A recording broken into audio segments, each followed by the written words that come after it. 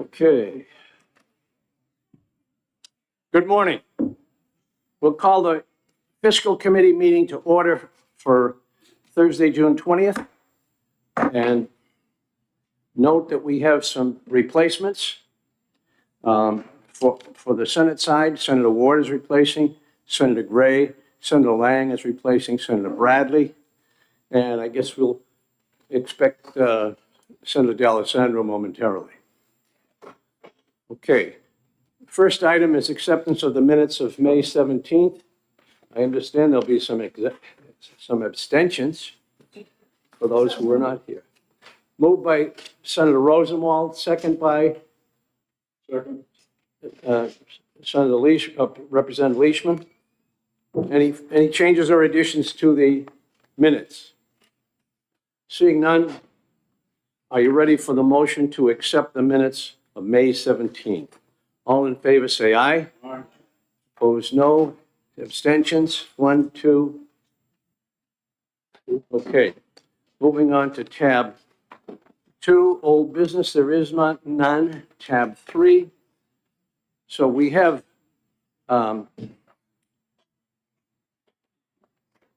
okay, tab 3 was, we didn't have anything there. Now, tab 3 is the beginning of the consent calendar. There are 3 items removed from the consent calendar under tab 3, items 24228 and 24230, both with Department of Health and Human Services, and under tab 4, 24227, again, the Department of Health and Human Services. I'll entertain a motion to adopt the rest of the current consent calendar minus those 3 that I just mentioned. Motion by Senator D'Alessandro, second by Senator Lang to accept the rest of the consent calendar. So we'll move on now to under tab 3. All in favor say aye. Aye. Opposed, no. Motion is adopted. Thank you. Moving on to number 228 under tab 3, 24228. Welcome the financial officer, Mr. White. And who else? Have some more people. Henry Lipman, welcome, Director Lipman.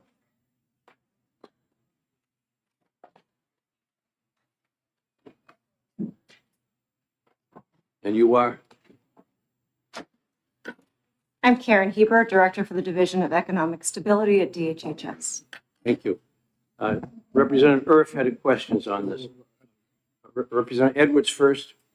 Thank you, Mr. Chair. Thank you for taking my question. I don't have a problem with the transfer. I just want to dip into the eligibility system question in a couple of ways.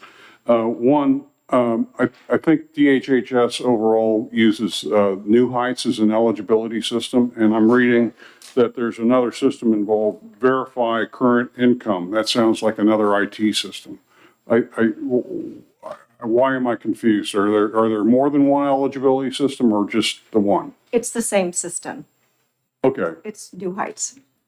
So this is a module of New Heights, or why is there a different name if it's the same thing? The system is already in place.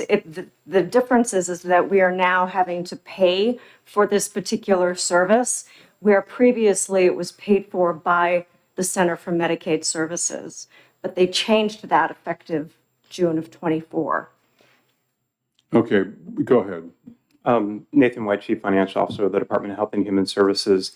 During the Senate phase of the budget, we received additional information from the federal government that this system, this particular component that we were previously able to use for free, now had a cost attached to it. So we didn't have a discussion about this during the House phase because that was information that came in late. During the Senate phase, $1 million was added to the Medicaid budget because that was our best anticipated guess at that point as far as where it should fall. And the Senate added that money into the operating budget at that phase. And then the function of this particular request here is to move those dollars into the DES budget, because after some internal conversations, we determined that was where it made the most sense to budget those funds. Thank you. May I have a follow-up? Follow-up? Okay, so in this eligibility system, is one of the very specific, precise verification steps, including whether or not the person requesting eligibility is a legal resident of New Hampshire? So that is part of the process within the eligibility determination process that we do establish that. I can't say that this particular component of the system verifies citizenry. I'd have to look that up. Okay, so I'd be curious later, not right now, Sure. on knowing yes or no. Is the IT system keeping track of a flag that indicates that the check on legal status has been made and has been determined to be yes or no? I will confirm with you where that lies within the process. Thank you so much. And that it's in the IT system, that we're storing the data. That's correct. All right. Thank you, Mr. Chair. Okay. Anyone else have any further questions on the item? Seeing none, I'll entertain a motion to adopt the item. So moved. Representative Edward moves to adopt the item. Second by Senator D'Alessandro. Is there any further discussion? Seeing none, you ready for the question? All in favor, say aye. Aye. Opposed, no. The item is adopted. We're moving on to item 24230. Next item. And I believe the Senate had a question on this one. Senator Rosenwald was, Well, I think a number of us had all right. questions Who on wants this to go item. first? But I got a very long, and thank you, Mr. Lippman, yesterday, complex explanation of how nursing facility rates are set. But I understand that it's a combination of patient acuity and cost. And the cost includes clinical staff, but also administrative cost. And I just wondered to what extent having a higher administrative cost is able to drive a higher reimbursement rate. And the corollary being, if a particular facility's reimbursement is lower, wouldn't that impact their ability to hire more clinical staff and take care of more acute residents? Thank you for the question. The way I would describe it is we have a cost-based methodology that's driven off a cost report, which is somewhat like a complex tax form.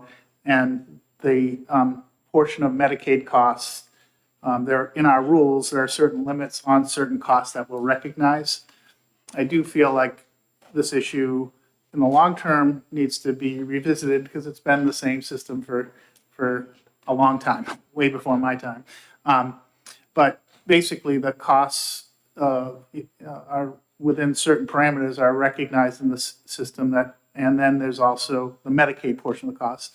And then there's a component that's related to acuity. We measure acuity 2 times a year when we're involved in setting the rate. Usually it comes out for January 1 and July 1. No system of reimbursement is perfect. They each have some strengths and weaknesses. I think the historical cost-based reimbursement is in many ways like when you were going through HB2 and looking at how we try to reimburse certain areas. When you don't have any basis of what the cost is, it's hard to know whether you're paying adequate rates. I do think that we've did one piece of migration this past year, which is the acuity measurement. We went consistent with how Medicare does it with respect to measuring the nursing component. But there are potentially some incentives that might be not exactly what we want. I think though, those are some things we want to work on over the next year in terms of, particularly seeing the number of nursing homes that are changing ownership hands and the way that costs can be stepped up in that kind of transaction base. We want to, where we have a good operator, we want to preserve them and not, push them out. On the other hand, we want to be careful that we're not working in the other direction.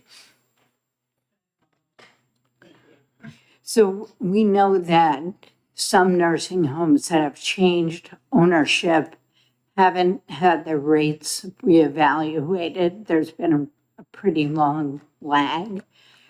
With this transfer and the one we did, I think, last month, will those rates now be readjusted, or do these transfers not help that situation? They would help that situation. The only caveat to what I'm saying is if there's another transaction I'm not aware of that's in play, but we have to have a cost report for that facility. The ones that I think have come up maybe in this past session, we're all past that point where we do have a cost report we can work with. The final follow-up, if I could. So I think I've been on this committee continuously for 12 years. And just yesterday, you explained to me that on the dashboard where the nursing homes column is called budget, it isn't what we've budgeted for, but it's a number of licensed beds in the state. So I guess my ask is, could the department please, instead of saying the number of licensed beds, tell us what we've budgeted for so we can look at what the census is versus budget? Because I know that the budget neutrality factor is going to come in there somewhere and depress rates. The column that has the number of beds is the beds in service. The column preceding it is the actual. The number of days that we projected was 3398 in the budget. And so we can make, I'm sure we can make a footnote change to include that. Thank you. Thank you, Mr. Chair. Senator D'Alessandro, then Senator Lang. Thank you, Mr. Chairman. First of all, Henry, thank you very much for the work that you spent yesterday helping me out. Because we spent almost the whole goddamn day trying to figure out what the hell was going on. And thank you, because your perseverance in getting back to me, I truly appreciate it. The problem that seems to have manifested itself is level of expectation was high. How did this level of expectation get out there that these nursing homes thought they were going to get a significant increase? Where did that come from? Because all of a sudden I got a deluge of calls. I think maybe Nathan and I probably should address that question. But I think in terms of just to, what was an HB2 was fully put into play, and we're actually, with the two transfers, we're putting more into play. But I think in terms of what we've observed, in terms of the draw on the 504 account, the pool of what we fund through the budget, I think, Nathan, you have some analysis that you've done there. Sure. So accounting unit 2152 is the accounting unit through which we make the class 504, the nursing home payments. There's a special class note in there where at the end of the year, if there's money left over that we haven't spent, then there's the 504 payout. That won't be happening this year. I think historically that has always happened.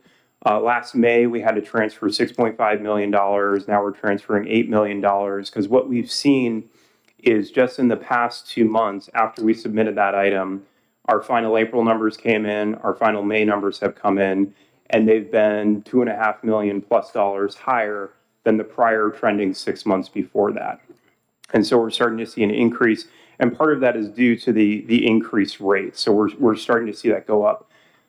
This year was unique in the sense that the rate setting process, which I'm assuming you talked about at Yes. length yesterday, At length. was impacted partly by some of the ownership changes that have occurred and some of the reporting that we received as well. And the county and department, I mean, we've talked about that to address those kind of issues in the future when we're trying to implement controls as well, to keep this, to not have to do transfers going forward in the future. One kind of unique factor as well that we've been seeing this year, we went back and we looked at the history here. In 2022, we had about $3.8 million of back billing. But because we've seen, I think it's something like 13% of change of ownership in the facilities, this has led to some confusion as well as some late back billing. So this year, as of the last time I checked a week or two ago, we were at about $15.5 million of back billing, which is pretty significant compared to prior years. We're going to be working with our actuaries for the next 26-27 budget to try to account for some of these variables that are being affected by the volatility of the ownership. Is one of the problems the fact that they have many unfilled beds because they can't staff them? Now, I talked to one nursing home yesterday, and they have, I guess, 25 or 30 unfilled beds. They can't fill the beds because they can't get people.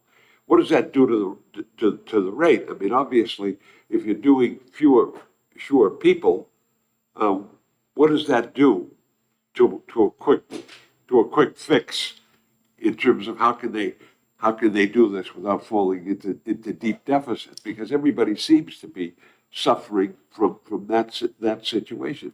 There are many beds that can't be filled. And the other aspect that bothers me a little bit is this change in ownership that seems to be taking place around the circuit. I mean, that happens, and it sets this whole process back a little bit because you got to redo this and you have to redo that. Is that what's happening around the country? There is a lot of, I describe it as flipping of facilities. Yes. And, you know, we had conversations earlier in the year about when we get past the session that, you know, it's one of the things that we want to spend some time evaluating our rules and our incentives around that. So I do think that that's a factor. And as I said, we don't want to have unnecessary churn because it not only affects the finances, but the people who are receiving the care in the facilities is not sometimes the best thing. Right.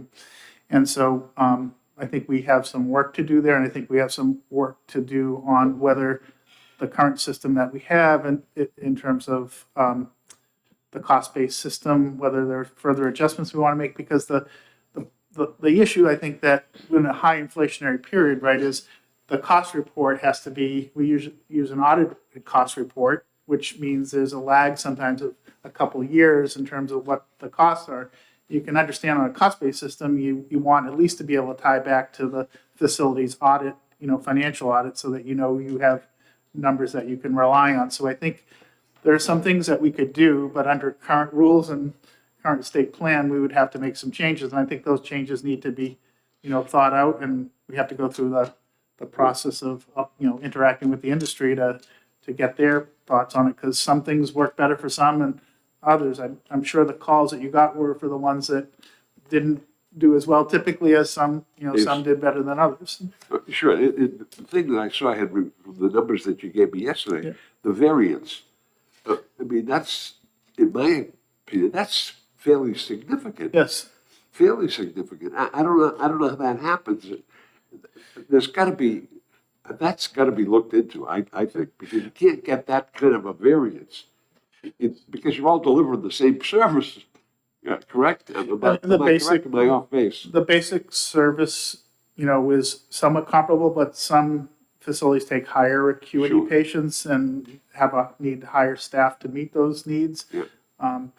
So I would say that we need to look at this. It's not perfect. No system is. But you know, I think in a high inflationary period, the lag in recognizing costs is also, I think, what the nursing facilities are struggling with in terms of trying to meet current budgets.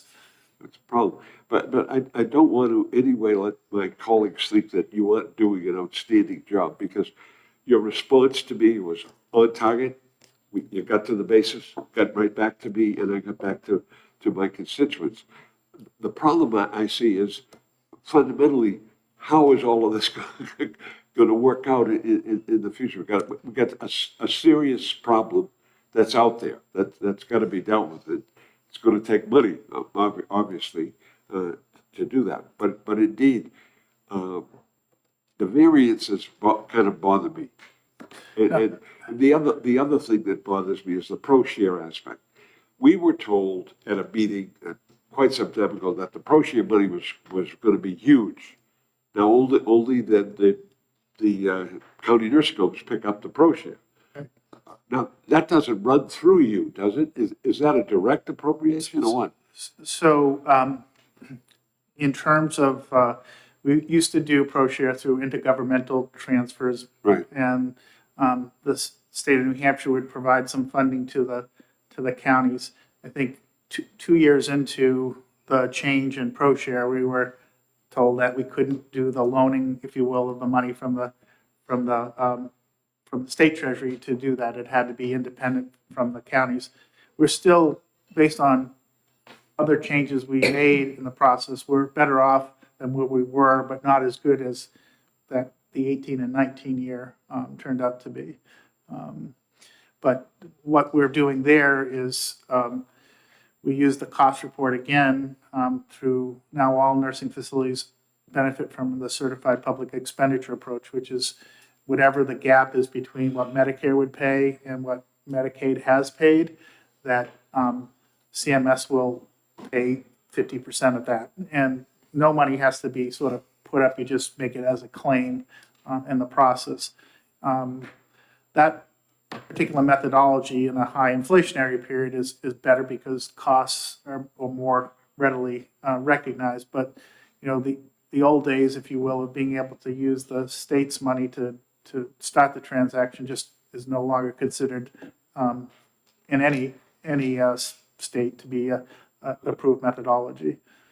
So the complexity of the process is something that we have to deal with. We've got to deal with that as we move forward. Well, things seem to have quieted down to some degree, but indeed, I'm sure my colleagues have received the calls and do your best to address them. Thank you, Mr. Chairman. Appreciate that. Senator Lang for a question. Thank you. So thank you, Henry, for taking my question. So again, my question, I think all of us sitting on my desk right now is from a nursing home in my district that is asking me about A, reimbursement rates, and B, timing of payments. Is there been a lag in payments going back to nursing homes? And is there a systemic reason? Because it seems like all of us have a similar problem that and we were chatting and we've all got phone calls where either reimbursement rate or the timing of reimbursements are problematic. I think on the timing of payments, there's sort of this, the challenge of meeting what I think you want us to do, which is to make sure that someone we're paying for is eligible, right? And some of that can be complex, like having to review trusts, needing to get information. That's not easy for the beneficiaries to do, and we're working on changes in our systems, and Karen, who was up earlier, oversees the unit, that we're working on things to try to make it easier for facilities and for case managers to be able to help their people. Those things are going to start to come on, I think, in the late summer, early fall, in terms of the system changes that are being made now to help them get that. The other thing that we had to do, just in terms of, processing applications, we had to do over 200,000 redeterminations since they weren't done for years. And that's the other thing that we're facing. I think, the public, we, as a state, again, we weren't perfect, but among states, we were, I think, among the leaders in terms of getting through the process and getting through it in as humane way as we could. But I think that, we have a meeting this week with the private nursing home group, the New Hampshire Healthcare Association, to talk about their concerns. We're trying to address them. We're making adjustments to try to work better with them. And in the end, there's sort of though, there's this tension between, making a determination when you still need information. And, to a certain extent, it's better that we sometimes take longer to work things through, because as long as the application's open, we can go back to the date of the initial application to pay them. If we deny an application too soon, then they lose that start date. And I know that the nursing facilities are feeling that pressure. We're working to try to close that gap down. I know they would like us to be doing it faster than we are. They have our attention. We are working on things. And I guess all I can say is that I do think that they're feeling some of that. Some of it is just, trying to care for them as well, in the sense that if we close it too early, then they're going to lose that original date to get paid from, and that's not good either. And get one quick follow-up. So again, so it sounds like you're addressing it. Hopefully, how long do you think it'll be before we have some movement on either the rate setting or the closing the gap between application and reimbursement? Because to Senator D'Alessandro's point, the longer we don't reimburse them, the less money they have to pay employees, which means they have less beds available to them, and we start this downward spiral that because they're not getting reimbursed in a timely manner. So I want to be careful we don't create our nursing home system. Yes, I think that the rate setting is we've been on time on that, and the rates will get implemented. The issue, I think, is the completion of a initial application where we've made some improvement in the average time. It's still, we have 90 days to complete what we call a non-Magi application. Those are the ones where we have to go to bank records and life insurance policies and so forth, versus the ones that are based like the Magi applications, which are just based on income. Those we, process, in a short period of time, like 7 days or less in many instances. It's the ones that are the more complicated ones where we have to look at, sale of a home, was it done, correctly, and all that, we're trying to find ways to do that. Part of the system of care that you approved last session, those have elements to help them. Like we just implemented on January 1st, an ability to modify the look back period, and also the asset disregards that were a part of that. Those are things that just are starting to come into play, which I think are leading to some improvement. There's more that we're going to do. Thank you. Senator Birdsell, then Senator Rosenwald. Thank you. Thank you, Henry, for all your work on this. Going back to the higher acuity level, are those nursing homes and except the higher acuity level, are they getting more of the pie? Yeah, that's part of the factor that drives it. There are other factors, but that is a factor that, if you have more nursing hours, you're going to have more reimbursement. And follow Oh, up. So how do we know which facilities are accepting the higher acuity levels? So there's a reimbursement system called PDPM. It's another acronym to throw out there, but it's basically patient-driven method of assessing the amount of care that they have in.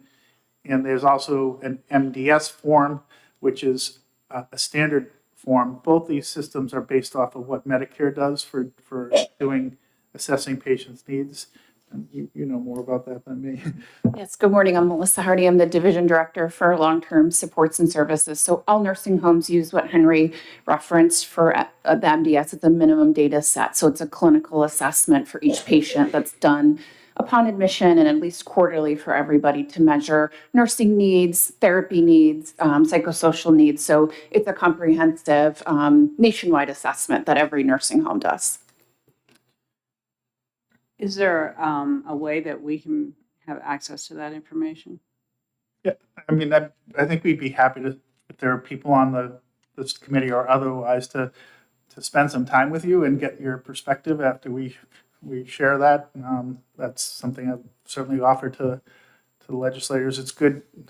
Over time, it's been helpful. I know on ProShare, Representative Burr spent quite a bit of time with us to understand that. We'd be happy to work with you. I'd like to. Thank you. Senator Rosenwald for a question. Thank you, Mr. Chairman. My question's about that 90-day statutory time limit. Does that begin when the case is opened or after the medical determination is made? It's upon a completed application. So that's part of the challenge in terms of when you're counting days. The term that people tend to talk about is pending application, that there's a problem with pending applications. There's pending applications where we have everything and we don't complete it within 90 days. Under state law, if we have a completed application and we don't do our work within that 90 days, that person is deemed eligible whether we completed it or not.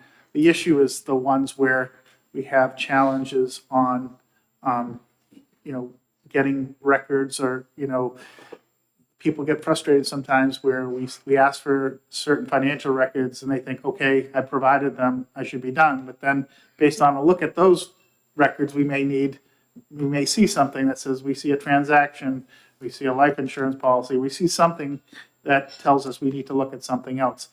And I know that from our state standpoint, we want to make sure that, we want to help those who meet the eligibility, but we don't want to pay for those who don't. And so I think that there's that tension all the time that we're trying to work through. And I know as a provider, when you have someone in your facility, you want to be paid. Thank you. Any further questions on the item? I'll entertain a motion to adopt 24-230. Motion by Senator Rosenwald, second by Senator Birdsell to adopt the item. Further discussion? Seeing none, all in favor say aye. Aye. Opposed, no. The item is adopted. Don't get up yet. We're going to tab 4.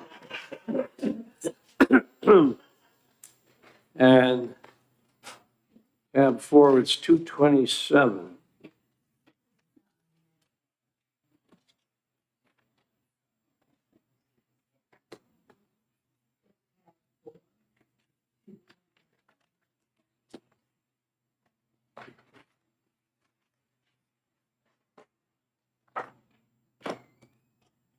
Okay, 227 is Human Services Authorization to budget and expend $2,530,113 in other funds and decrease general funds by $2,530,113 through June 30th, 2025. Thank you. Senator Rosenwald. Thank you.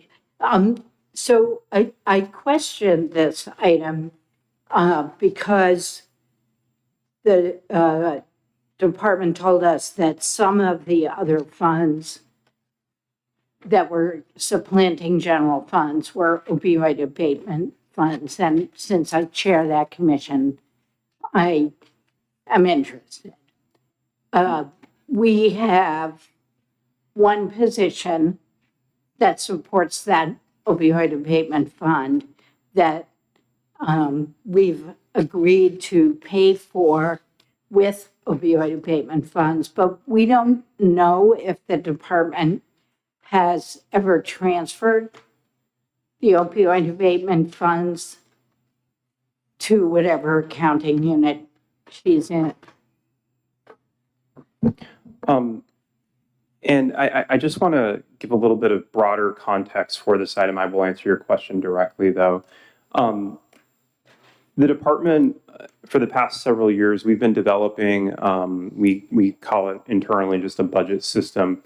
And what this new system that recently went live is giving us the ability to do is to more accurately identify how we earn funds. So those are federal funds or other funds. So you probably remember 2 years ago, we had a significant amount of federal funds that we earned that lapsed that we didn't spend because we didn't have the analytics available to easily identify where we earn those funds. This new system is now allowing us to do that.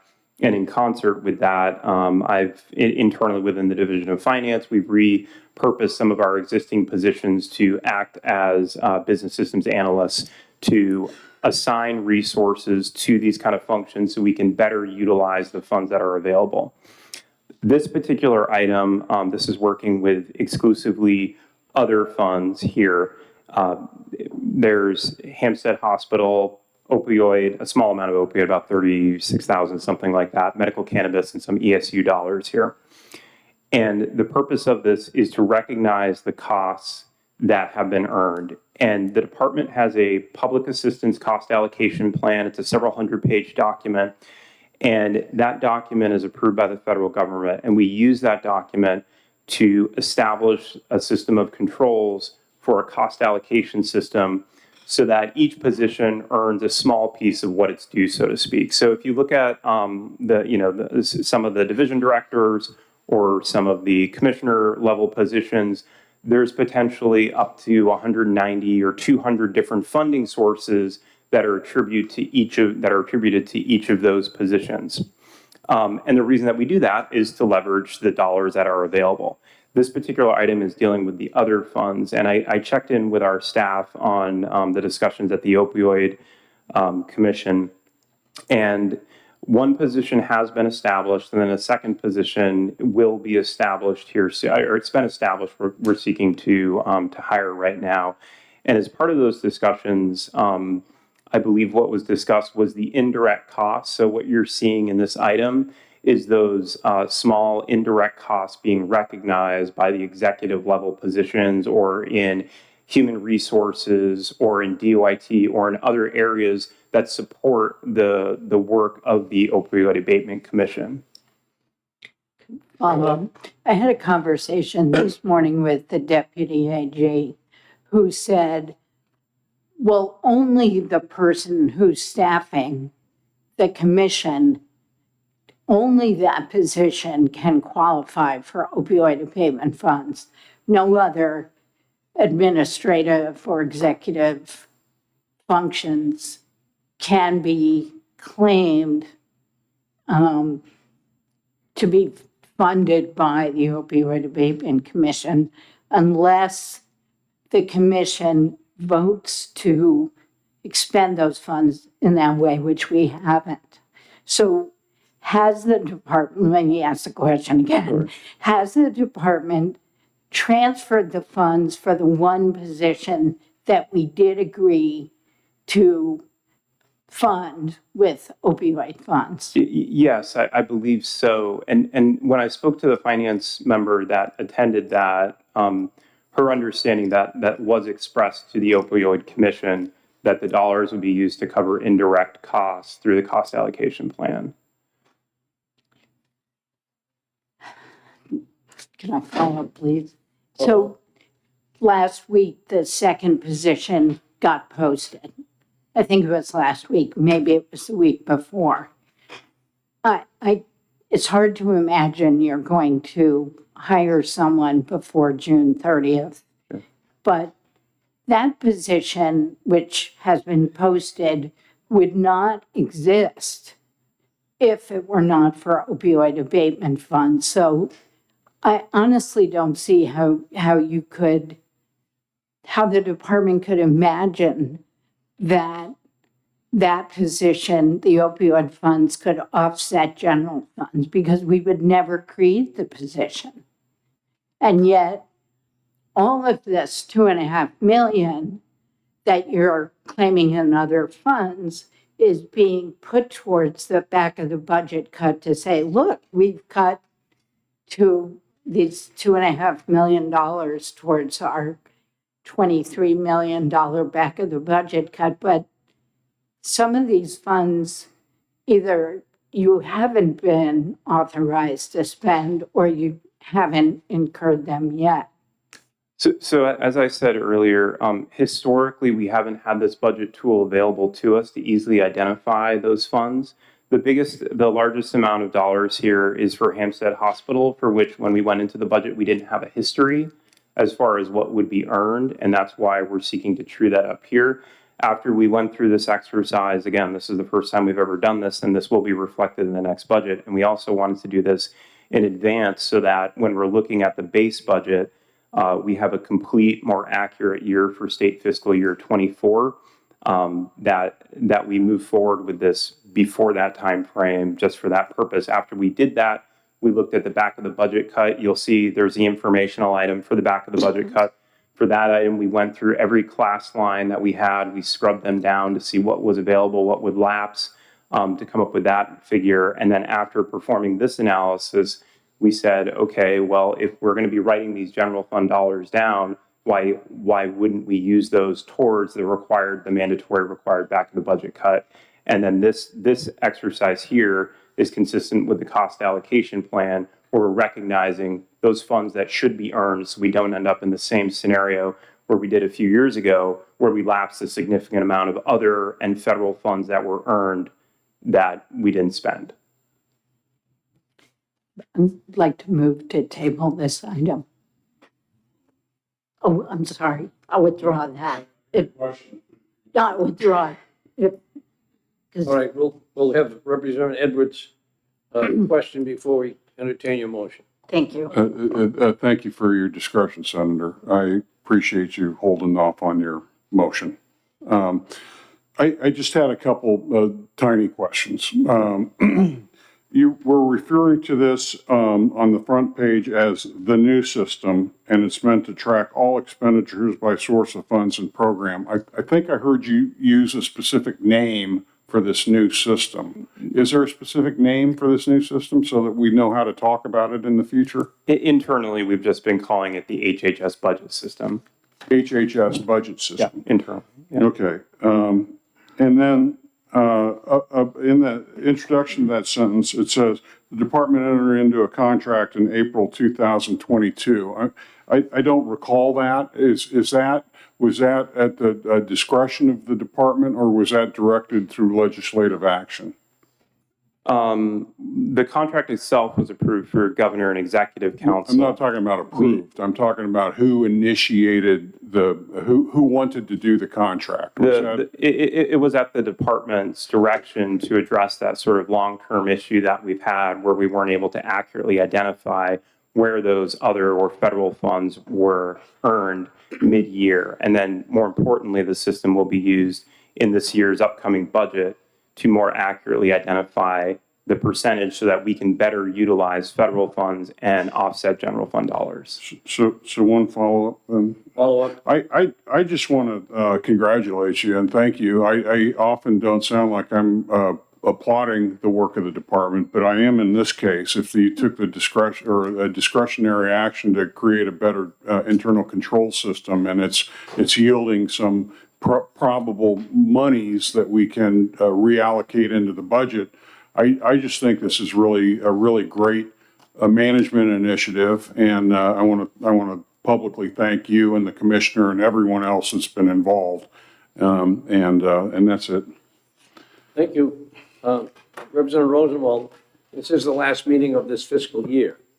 So depending on how this is going to affect the budget for this fiscal year, obviously it's the first year of the biennium, and the biennium hasn't ended. So Right. that might affect whether we table this or not, because we might want to finish up the fiscal year as it's scheduled. So, Move to table. okay, motion to table this item. Is there a Second. Second. Further discussion? Seeing none. All in favor, say aye. Aye. Opposed, no? All right, let's show of hands. All in favor of tabling? 1, 2, 3, 4, 5, 6, 7. All right, the item is tabled. Thank you. And all opposed? Obviously, it's less than 7. Yeah, thank you. Actually, 10 minus 7. That's right. It's not real. All right. So we'll now move to the regular calendar. Tab 9.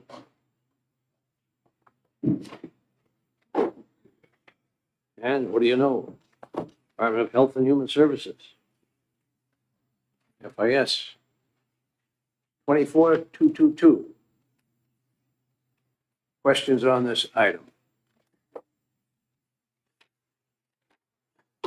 Seeing none. Move to approve? Senator Lang moves to accept item 24222. Is there a second? Yes. Second by Senator Rosenwald. Further discussion? Seeing none. All in favor, say aye. Aye. Opposed, no. That item is adopted. Moving on to tab 10. Item 24215, Office of Consumer Advocate. I have a question, Mr. Chairman. Representative Leishman has a question. Is there someone here from Consumer Advocate? Thank you.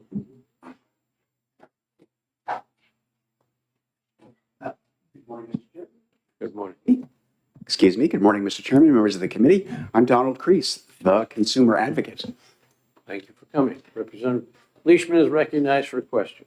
Thank you, Mr. Chairman, and thanks for taking my question. I'm just curious what's in the special utility assessment account that you're going to use to fund this extension or addition to the contract. You're curious about what's in the assessment? I'm not sure. The amount of money that's in the special utility assessment fund? There is no amount of money. There's no fund. The special assessment provision of our enabling statute simply authorizes me to enter into contracts with consultants that are not already part of my office's budget, as long as I bring that request to you for approval and then to governor and council. So that's what I've done here. And all of it, all of the costs of the Office of the Consumer Advocate, as with the costs of the PUC and the Department of Energy, are ultimately billed to the utilities, and the utilities in turn recover those costs from customers. So essentially, the utility customers whose interests our office represents ultimately pay for us. Follow up? Thanks, Mr. Chairman. I guess what confused me is that on the second page, it said the special utility assessment funds, if they're no longer available, general funds will not be used. So that's where I get somewhat confused. That's a third paragraph in your letter to us. In the event that special utility assessment funds are no longer available. I don't have a good explanation for why that sentence is worded that way. I work with the business office of the Department of Energy on drafting letters like this to make sure that they meet the technical requirements of the whole process. So that's what I did here. But the explanation I've just given you is I'm pretty sure, an accurate characterization of what the financial realities of the situation are. Okay, I guess it's a non-related question, that if this may be out of your realm, but I know your job is to protect the consumers and the rates as far as electrical rates and other utility rates. We've heard that we're entering a period that there may be a number of hurricanes on the East Coast, and I was just curious if you had any comment whether our utilities are able to handle a catastrophic event that occurred like in 1938 when people were without power for months. If you get into that part of the utilities, or are they prepared to handle major disasters like that and get power restored quickly? We absolutely do get involved in that. And of course, I am not a utility executive myself, and I don't supervise the utilities directly, but they do have all sorts of very expensive measures in place that are designed to allow the utilities to respond rather quickly to major weather-related disasters like hurricanes. So it is true that if a significant hurricane passed through New Hampshire or the Northeast, it would cause outages in the electric system. We would expect those to be restored. In the case of a hurricane, I would say within a matter of a day or two or three, certainly not weeks or months. Okay. Thank you, Mr. Chairman. Thank you. Senator D'Alessandro for a question. Thank you, Mr. Chairman. Nice to see you, and as always, I love the bow tie. Thank you. This is my Winston Churchill bow It's tie. a classic, no question. I want to ask you just a key question as a consumer. Why are the transmission rates so high and the cost of the product so low? It costs twice as much to transmit that energy to my home than it does for the energy. Well, what's built into the transmission costs? I think that we as a Transmission costs are subject to federal regulations, so the Federal Energy Regulatory Commission is tasked with overseeing those rates and assuring that they're just and reasonable within the meaning of the Federal Power Act. And I think that to a pretty significant degree, the need to conduct the kind of rigorous oversight that that requires has been abrogated. And as a result, there are billions and billions and billions of dollars being spent on transmission projects in New England that are really going unreviewed by anybody. My office and my counterparts around the region are very, very concerned about that. While we're sitting here, there's a body called the PAC that is talking about a project to spend, I think it's something like $400 million rebuilding the transmission line that connects the Coas Loop in the North Country to the rest of the electricity grid. I don't think that project should go forward. And when you multiply that $400 million project by all of the other similar projects around the region, you start to understand why we in New England are paying the highest transmission rates of anybody in the country. It is, without a doubt, Senator D'Alessandro, the most pressing problem that I think my office confronts, and we're very concerned about that. So it's very astute of you to ask a question about it. I look at it every month, and I can't believe it. I can't believe it, because I look at that energy cost and I look at that transmission cost, and I say, what is going on here? Anyway, I appreciate your comments on it. That's something that we as a state, we now have a Department of Energy, but we should be looking at that, because the burden on the consumer for those costs is enormous. When you put it all together, it's an enormous cost. And I look at poles and wires have always been contentious in this state, right? We've been dealing with poles and wires for years and years and years. Well, it never ends. Somehow, some way, somebody has to address that, because I think the consumer is being shortchanged. I heartily agree. Thank you. I very seldom get agreement, so I appreciate that very much. Thank you. Well, if I might even push my luck even further, Senator D'Alessandro, I was in a hearing the day that you announced your retirement, so I didn't get to come down to the State House. So I would just like to salute you on your distinguished career as a member of the General Court. Move to approve. Okay, motion to approve the item of the second. Motion was from Senator Lang, second was from Senator Birdsell. Any further discussion? Seeing none, are you ready for the question? All in favor of adopting the item, say aye. Aye. Opposed, no. The item is adopted. Moving on to tab 11, Department of Corrections, 24-214. And people have questions. Senator D'Alessandro, Commissioner Haynes.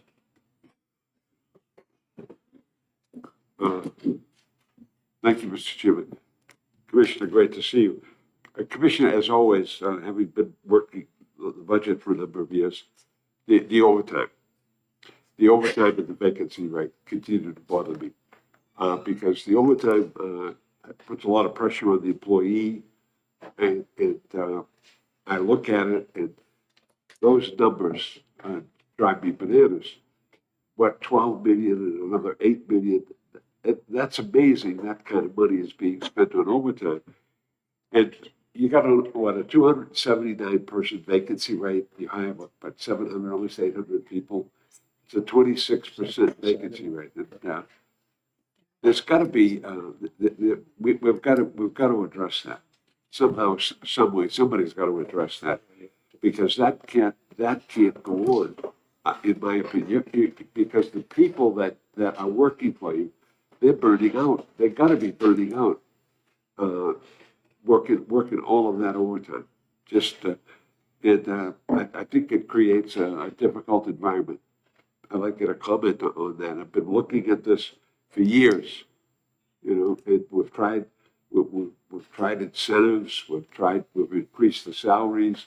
We've done all of these things, and it seems like it seems at this point we're not getting to where we want to be. So thank you for that question. For the record, Helen Hanks, Commissioner of the Department of Corrections, and with me is Lisa Stone, our Director of Administration. And the cost of overtime has increased in general because of the collective bargaining process. So the hours themselves cost more.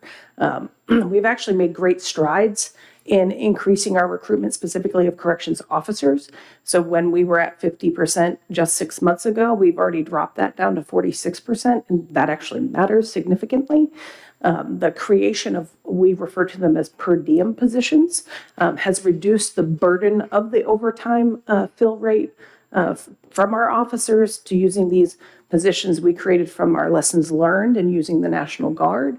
So we are reducing the number of times an officer is forced into an overtime spot through use of those resources and relief pool. So the comments that you share about the employee are absolutely our first and foremost concerns within the agency, is reducing that burden. The costs of overtime are not controlled from the perspective that bargaining did happen and is appropriately so, paying people proper rates for proper service. But we are making good strides post the pandemic, which was a major hit to the organization, in adjusting and improving our acquisition of talent. And so, for example, right now, we've hired 50 new officers this fiscal year. And that's significant. Our retirement rate has gone back to what has been normal for the agency. We only had 15 people choose to retire in the last 12 months. And my thanks to to this committee and the legislature in affording us the opportunity to continue to offer that $10,000 incentive through November. So all of the work that's outlined in this ask is making a difference. And we are improving our staffing. And I just want to reiterate, this is a national correctional issue, and I participate with the Correctional Leadership Association on a recruitment and retention committee, and we are mindful that even before the pandemic, the Department of Labor forecasted a significant decrease in corrections, and we're trying to fight that statistic here in this state. Listen, I authored the recruitment and retention statute. That was my piece of legislation. Now, we can only have that in place so long because the money's going to run out. Okay, the money is going to run out. So indeed, there's got to be something in place that retains people, and you seem to be doing a better job at that because your retirements are less now. The money is better, the salaries are better, and so forth. But indeed, this situation, if it continues, it's a no-win situation. We've got to get ourselves out of this no-win situation. That has to happen. And on the plate now is a new prison, right? So we're talking about a new prison. We're talking about, you got $40 billion now in the as a legislative special to build a prison. The consensus, I think that we heard, was it's going to cost maybe $400 million to build the building, to get it all together. I don't know if that number came about, but all of these things are leading to a situation that we can't handle. It's some way, somehow those controls have got to be put in place.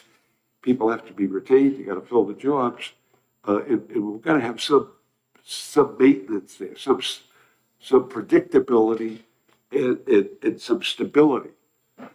I just think future legislators can't live with the situation. It has to be adjusted. We've had these across the board vacancies in state government. We've been funding ourselves with lapses. We've been funding ourselves by filled, appropriated but not filled positions. That's how you get a lapse. And these 4% lapses can't exist forever. They just can't. In my opinion, this is one that I really worry about because of the future. So just a point I wanted to make. Thank you, Mr. Chairman. Thank you, Commissioner. Senator Lang on the item. Thank you, Commissioner, for taking my question. Can you tell me what was the vacancy high rate for COs? Total number of vacant positions. What was your high number? Do you know? I do know. So the high we were at 197 vacant security positions across the agency. And now we are, I should have printed this in a larger state. Excuse me. Forgive me, Senator. I believe that's 161, but I'm going to have to reconfirm that. Again, I appreciate the sentiments of Senator D'Alessandro, but I believe we provided information to show you that for years now, we've taken this very seriously and made great strides. And we're going to continue to do that. And the support we've received to replace the New Hampshire State Prison for Men is part of our retention issue. Again, as I sit comfortably in this room, I'm fully aware and keep in the forefront of my mind, I have hundreds of staff that are not sitting comfortably or working comfortably in a facility that's foundation was from 1878. And in fact, yesterday when I went there in the afternoon and walked around and thanked my staff for being there and perspired with them, I can appreciate the support that we've received to really move that conversation forward. And I do want to take the opportunity, as I did in my capital budget presentation, to share with you, we're not just taking strides with our staff in building wellness programs and all of those elements that are naturally appropriate for the work we do in corrections, but we're also looking at the population of people incarcerated, and we're reducing our recidivism rate in the state. From 2018 to now, we've dropped that rate from 48% down to 41%. That's a 7% change in the work that we're doing to help people stay in New Hampshire communities and reduce the population incarcerated in state facilities. That also matters. We've continued to keep the second floor of our Hancock building closed because our population has been down, reducing 14 posts that we don't have to fill. So we're very mindful and balanced in the work that we're doing and building those bridges to the New Hampshire communities to help people stay out. And if they're not appropriate to stay out, they do come back, and we continue to work and improve that process.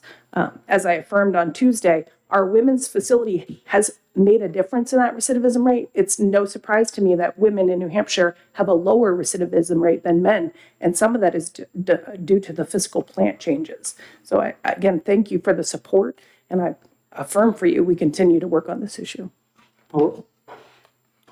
So you were talking about, I'm highly concerned, like Senator D'Alessandro, overtime, right? And especially forced overtime in a corrections facility where it's going to create higher burnout rates for our COs.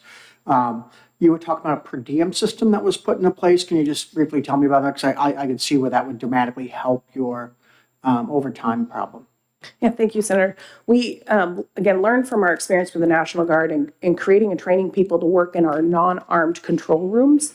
So what we did is, so that we do not have to lean on the National Guard in the future, is created a non-benefited relief pool of per diem employees. It's done two things. For retirees who did not want to maintain their certification as officers, they've come back and filled those positions. And we've drawn in a new group of individuals whom they're on an actual system where they get a text saying we have posts available, and they voluntarily sign up for those posts. And that happens across all of our facilities. It's been working really great. And it creates an opportunity not to force an officer to work in a post where we really want our certified law enforcement officers to be working in the housing units and doing that frontline work with those incarcerated. It's a great system and it's working really well. Thank you. Thank you. Further discussion? Representative Leishman for a question. Thank you, Mr. Chairman. I did have just one question on the retention mapping. Under technology, it says RFID. What is that? Thank you for that question. RFID is a type of technology so that we can get off paper. So currently right now, when we do a literal count of people in housing units, we go around and our officers are literally checking paper and making sure 64 people are there. This allows us to put technology in the hands of our officers and scan IDs to affirm that that person is this person, and we can more quickly do our work more efficiently. Thank you. Thank you, Mr. Chairman. Thank you. Further discussion on the item? Move to approve. Senator Lang moves to approve item 24214, and Senator Blaisdell seconds. Further discussion? Seeing none, you ready for the question? All in favor, say aye. Aye. Opposed, no. The item is adopted. Thank you. Thank you. Did I say Blaisdell? I said. We were giggling over here. Known her for 20 years. So, I will now recognize Senator Birdsell, who has a question of a previous item. One of the previous items, can I have Deputy Commissioner from HHS? It's not in the present agenda. It was something that was removed last month from the Right. agenda. Thanks for coming up. I wasn't here last month, and I understand that the agenda item for the pilot payment for Hampstead was taken off as a late item. Has there been any update on that? Great. Good morning, Marissa Henn, Deputy Commissioner at DHHS. Thank you for the question, Senator. And the best I can say is just to refer all your questions to the governor's office, and that's what we can share today. Our chief financial officer can provide any more history, but that's all I can share at this time. Well, and I will add that Senate Bill 311 is going through the system. I have attempted to contact the governor's office to have a conversation with him, as well as the select board and the state reps. I contacted him on Tuesday. I have not heard back. I understand that you have meetings with him on Mondays. If the commissioner does, if you could relay that message to him that we have reached out to him to try and contact him. Thank you. We'll absolutely do that. Thank you.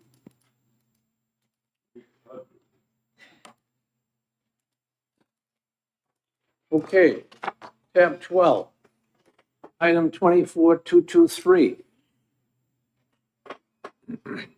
The Department of Administrative Services, are there any questions on this item? Second. Senator Birdsell moves to approve, Senator Lang seconds. Is there any further discussion? Seeing none, you ready for the question? All in favor, say aye. Aye. Opposed, no. That item is adopted. Moving on to informational material. Is there anything that anyone on the committee wishes to question?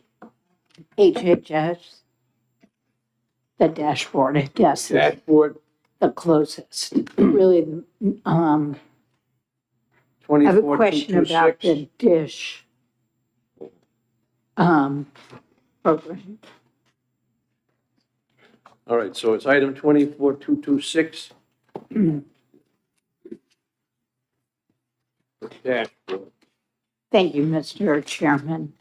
I had another great conversation the other day with Mr. Lippman, who seems to work late into the night, and I thank you for that. So you told me that the department is working on rate increases for the hospitals that would take place by September 1st. So this morning when I came in, I reread the letter from the governor undated, that said that no more than 80% of the MET would be returned to hospitals in any form of dish payments or rate increases or any other kinds. I think you and I discussed that equates to about $35 million a year cut to hospitals. So my question is, these rate increases are not going to mitigate the $35 million a year cut. They're just going to redistribute some of the MET from the way we've been doing it the last 5 years. So in terms of the way that it's, I think the governor's letter is directing the commissioner, we're working on a plan that would, I think from a policy perspective, start the shift away from dish, which we're expecting state reductions, all states are, but New Hampshire is expecting a fairly significant reduction in what we're going to be able to pay in dish in the future. So I think the plan, the governor's plan that, and the commissioner's plan that we're working on, will have less dish, but you're right in terms of the 80%, if you base that on this year's Met tax, which was 319.2, would be about $255 million. That 255 would be, put in a way that would support the, if you will, the best that we can do in terms of improving rates for hospitals, and through either direct rates or through the directed payment mechanism, and it would be less dish. But the pool of money that's available to pay out is 80% of the, in this current year, by example, we paid out $220 million in dish, and then the balance to 290.4, which is 91% of the 319 tax, that the 220 plus the payments and supplemental and directed payments we made to critical access hospitals equaled that 290.4, which was 91%. But so no matter how you slice the pizza, we're still talking about basically this fiscal year, a $35 million cut to hospitals. You'll just be paying it out differently. It won't be all in uncompensated care. Some will be in rate increases. Some will be directed payments. But you're not increasing the size of the pie. The pie will be from 290, using this year's Met tax, it would be 290 versus 255. But the benefit of putting into rates and directed payment is that all from September 1, assuming Governor Council approval of the contract, would be from September 1, all the way up till the time that they would pay their tax in April. They would be getting, higher rates. They do then pay the tax in April, but the dish payment is likely to be lower. Thank you. Thank you, Mr. Chairman. Senator D'Alessandro, then Representative Edwards. Thank you, Mr. Chairman. Just for clarification, Henry, the dish payments have been made for this year. Correct. Okay, and the money has been returned to the hospitals. Correct. So the deal ends this month. It's over. The 6-year deal that's in place is over. So the real problem begins when monies are due in April for what's going to be there. And right now, there's nothing there. We've seen proposals by the Senate, Senator Bradley's proposal. I think that there was some communication with the House. But at the present time, I think people should understand it's done for this year. The payments have been made, the payments have been returned to the hospitals. The 6-year deal is over. So there's nothing in place from this point on. It's negotiations. So we either have to create it legislatively, or this letter that went to the governor, or went from the governor to the commissioner, grants to the commissioner total authority to go to CMS and ask for plan change, correct? So I think that's the current statute 16764, when had the payment terms through 2024, and thereafter that what you said is correct in terms of the commissioner has discretion in terms of the plan, in terms of how to use the tax money. So in essence, and I say this to my colleagues, the legislature has been taken out of this process. Yeah. Legislature has no role at this point in time. Governor has said to the commissioner, you will go to CMS, ask for a change in the plan, and you will ask your staff to create an 80% deal. That's what's on the table as we speak. Now, we legislated an arrangement. Senator Morse, I was a party to that to some extent, but not to any great extent. But President Morse and the legislature negotiated this 6-year arrangement. that proved nobody's happy all the time, but at least it was satisfactory. Now we have a situation where the legislature is totally out of the picture. And unless you have a special session or you or reconvene for some reason in January, there's nothing in place. And my question to Henry is, do the hospitals have to accept this new arrangement that you're working on by virtue of that demand by the governor? It just goes to the hospitals. I mean, that's not the legislative process. No, it isn't. That's totally disregarding the legislature and the legislature's ability to work this out. And we all represent hospitals. Yep. All right? There are critical access hospitals that will be impacted severely, and there will be hospitals that will be impacted significantly. And that's the public that we're talking about. The public is served by these hospitals. Think of this. And look, at this deal was as a result of a lot of court action and so forth and so on. Yeah. Those of us who were here Remember the court action. recognize that. But we're faced with nothing at this point in time. The legislature has been totally left out of the picture. I guess it was up to the legislature, realizing that the 6-year plan was expiring. I was not aware of it, but if we were, we should have done something earlier. So it could be the law now, rather. Well, no question. Conversations have been ongoing. Yep. Ongoing for a long period of time. And this is, as I said, I'm not going to be here.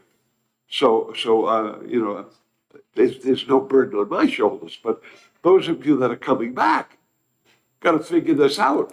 Yep. And as I said, there are 15 critical access hospitals that will be affected. There are major medical centers that will be affected.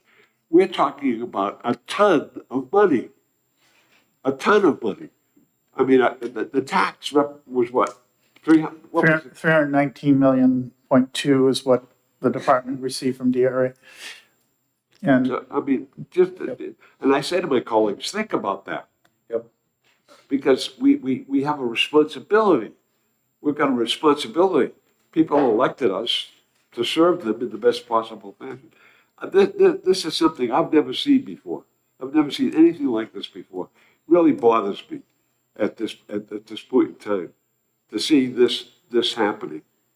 And we've made big strides. Look we talked about the first year we had a budget that everybody loved, everybody passed it. We were dancing in the streets the first year, and we're hanging ourselves in the second year. Doesn't make any sense to me. Just doesn't make any sense. And as I said to my colleagues who are coming back, you got to face this. Yep. Thank you, Mr. Jim. Thank you for your work. Representative Edwards. Thank you. I had another point I wanted to make, but in response to the senator's comments, I just wanted to say, as a member of the committee at conference that dealt with this issue at the last minute, I applaud Senator Bradley for all the work he did trying to bring the hospitals together with the department and with the other senators. Unfortunately, that process had trouble getting over the goal line because the House process had been left out of it. The House committees, the policy committees, finance committees of the House never had an opportunity to see a regular bill. So at the end of the day, we were asking 4 representatives out of 400 to basically cut a deal at the last minute without having been involved. And so I think the legislature can do and needs to do a better job, but there's something in place. The commissioner has a directive from the governor to put together a plan and to work it out. And I think that's what's being done. I don't want, because the department is sitting in front of us, I don't want it to look to the public like the department has let us down. I think we just sort of didn't get it, we didn't get it done when it needed to get done, and that's on us. But the thing I wanted to, can I go to my main point? Certainly. Thank you. And this may be for Dr. Hen in part, but there's been discussion about I'm talking about item 226, the statistical summary. I don't know what the process is that we use to add a table or add information to a table, well, you know, to formally request one.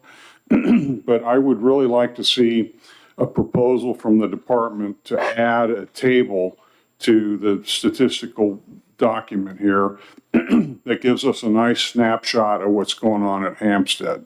And obviously, we've got patients we're seeing, we've got vacancies we're trying to fulfill, and then we have the issues with the local community and calling in emergency services on an ad hoc basis. And that third component is really important for the legislature to have visibility on, because it obviously is a hot topic in that community, and it drives things like fiscal requests to transfer money and to solve infrastructure problems, and it, you know, it causes us to know whether we should be supporting the payment in lieu of taxes.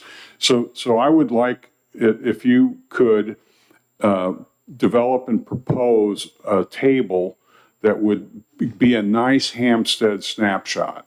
And I've mentioned like 3 things that could be in it, but I'll leave it to you. You're the PhD. I don't know if table 12 intends to already try to capture that somehow, but as I'm reading the columns, I'm not seeing a Hampstead column. So,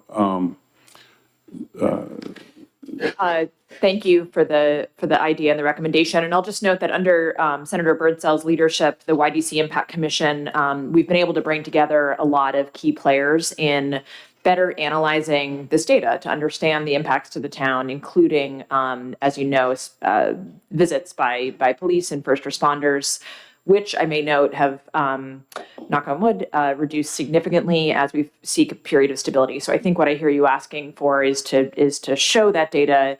And one of the things Senator Birdsell has encouraged us to do is to work as a department with the local first responders to make sure we're essentially counting the same units and agreeing on a methodology there. So as soon as we come up with that methodology this summer, we'd be happy to put together some options. thank you. Thank you. Senator Birdsell. Thank you. And I haven't forgotten the fact that I need to contact the chief of police to make sure that you guys get together to connect so that you have the same numbers. Okay. And we should also consider that the alternative is that the YDC would have to provide its own security force, and that would be far more money than what we're asking to be given to Hampstead. So keep that in mind. If we're not going to get that payment to Hampstead, then we're going to request a security force at the YDC. So Mr. Chair, Yes. if I may, because I've been struggling to make sure the community understands the distinction that the YDC is a separate entity from Hampstead Hospital, and although they're co-located to share services, we've already designed or intended to design the YDC with the manpower necessary to provide their own internal security. The issue is we're putting it next to Hampstead Hospital, which has come under a rash of issues over the last 15 months. And so if we have to beef up the internal security of one of those facilities, it would be Hampstead, not yet the YDC, because we've not seen the personnel plan for YDC yet. Thank you. Further discussion. Senator Rosenwald. Thank you. I'd like to follow up on Senator D'Alessandro's comments. I mean, I think we've known since 2018 that the settlement on the Met was going to expire at the end of this month. I thought about this term as it being one of the 2 major things we had to accomplish. The other one being reauthorizing Medicaid expansion. We got that done. Last fall, we started having conversations within the Senate about the need to get something in place. And at that time, the governor said, apparently, that he wanted the attorney general to put together a small working group to make progress on this. I don't know if that ever happened. I was not part of it.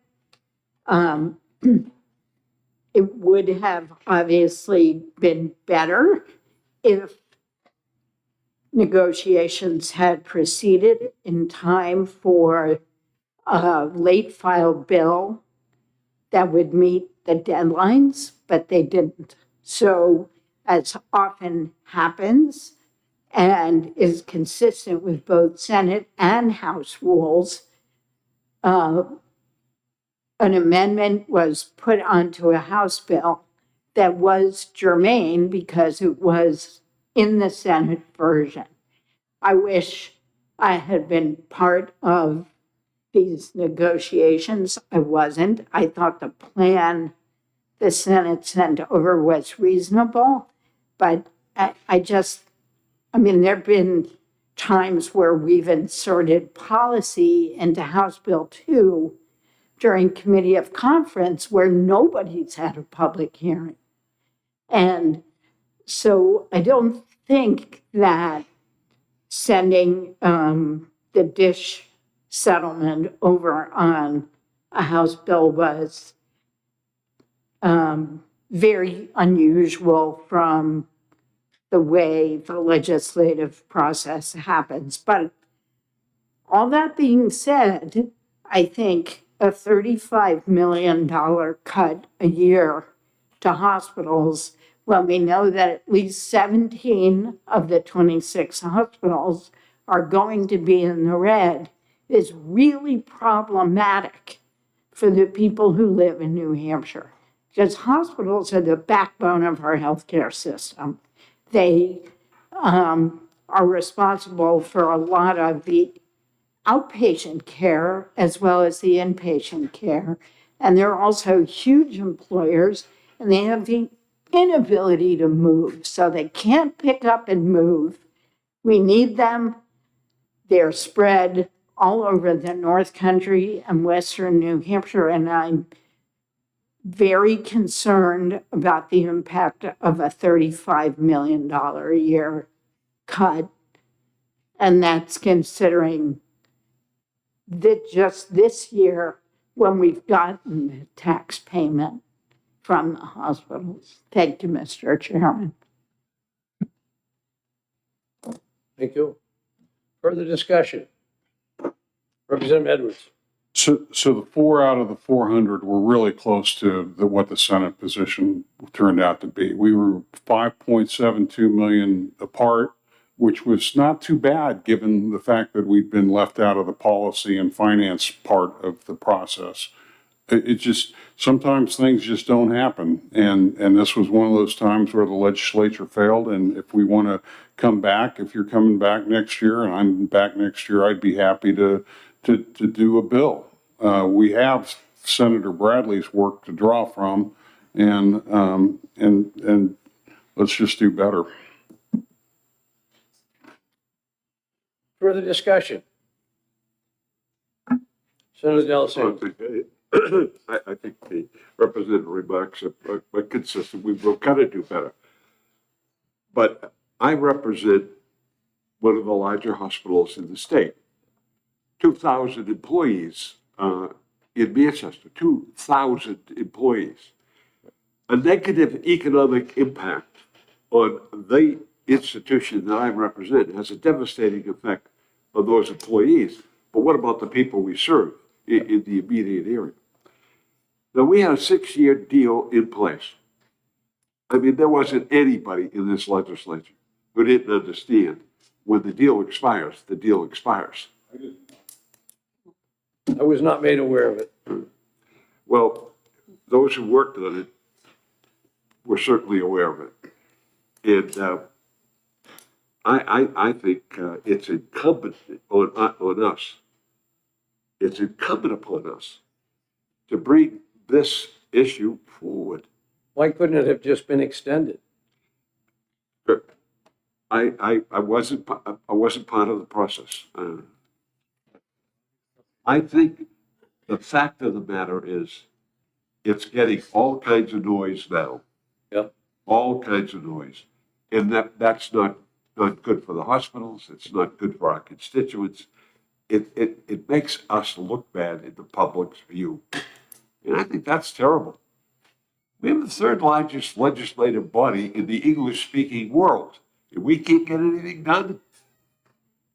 400 members of the House, 24 members of the Senate. In this issue, as my colleague Mallett pointed out, look at the people that are affected by this. Yeah, I think it's quite dramatic, to be honest with you. And there's an ongoing diatribe between the executive and I don't know who at this point in time, because it's a mystery. It's the hospitals that isn't helping anybody. All the problems we've discussed are as a result of ridiculous inflation. Until something is done about that, these problems will persist. Well, just good luck. That's all I have to say. Yeah. Senator Rosenwald. Thank you.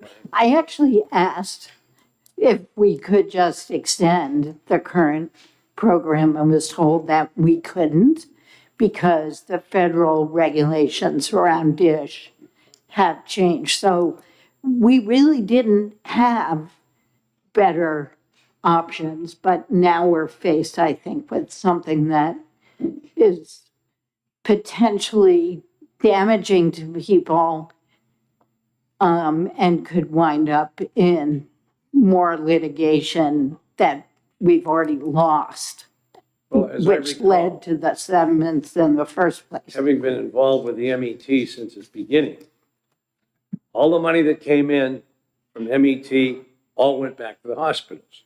They were happy. We got a match from the feds. We got to spend it as we wanted. Then we were giving it back to the hospital, all of it. And then the hospitals, because of the MMS, said, wait a minute, you can't pay them back for this because they didn't cross this T or dot this I or whatever. Their rules, we were giving them back too much. So that's when we had to reduce it because of the federal rules. So that was what tied a lot of it up. And it's the same thing again. When we try to say, give us the money in the tax, we'll give it back to you, the feds will match it, we'll all be happy. The feds won't match it if they say, you shouldn't have paid them back for this. That's where the problem came from the feds. So, Senator Lang. Thank you, Mr. Chair. Again, I'm not going to look backwards because we can't do anything about what's already happened. We can only look forward. And I'll just remind all of us that it's not uncommon for us to look at veto day and come to an agreement by veto day. If you remember, a couple of years ago, we did that we were in an energy crisis and we were in the middle of COVID and people had no jobs. And we ended up putting $36 million aside to be able to help people keep their lights on. So it doesn't mean it's closed for the year. If people are willing to sit down and work, we can bring a bill forward on veto day if we can suspend the rules and move it forward. So it's not necessarily completely dead, but it's going to take a willingness of everyone to sit down and have conversation and get to a solution that can be dealt with in one day on veto day. So, And remember, the Senate has more flexibility in introducing legislation than the House has. So we'll rely on my colleagues over on that side. again, but it goes back to Senator Edwards' point that there's policy committees and fiscal committees Right. that want to have an input and conversation in this. And then if it doesn't do us any good, if the Senate does waive the rules and introduces something, only to have the House say, no, we're going to do the same outcome as the committee of conference, we're going to kill it because we weren't involved. So all I'm saying is I want to remind the issue's not necessarily dead. There is an opportunity to go forward and we should try to look. I know I have my hospital a couple of my hospitals in my area are losing money on this deal, right? So again, I'm eager to see a solution go forward that is good. Because again, when our hospitals don't have the money they need to operate, all of our constituents suffer. So we need a solution for this and not just be angry because I wasn't involved or anything else, so. Thank you. Further discussion? It takes more than just the legislature to play in this game. Yes. Yeah. The information should have been brought to us. with some urgency, but it wasn't. So, do we have anything further in the miscellaneous items that people would like to discuss? Seeing none, then the next item would be to choose our next meeting. We're coming toward the end of a fiscal year, which ends in just a few days. So we've done all the rearrangements for all the departments where they wanted to balance their budget. And that's been a big part of our last 2 months, so that should have been settled. Going forward, we don't always meet in July and we don't always meet in August. Ask the Commissioner of Administrative Services if he thinks there would be anything pressing in those 2 months that might come up.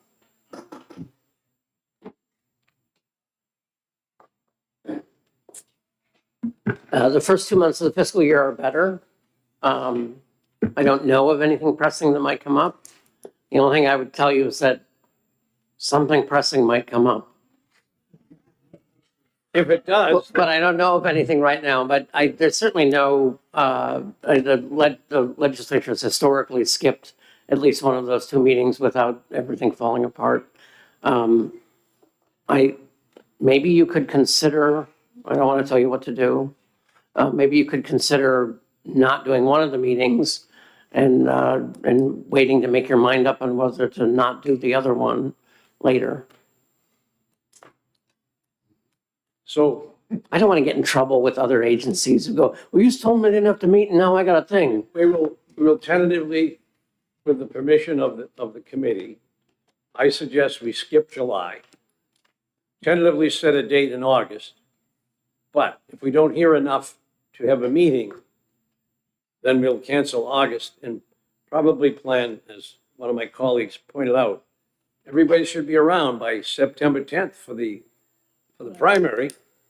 So if we have it within the week following the primary, we should have everybody here, even those that wanted to take vacations or be miles away and not attend.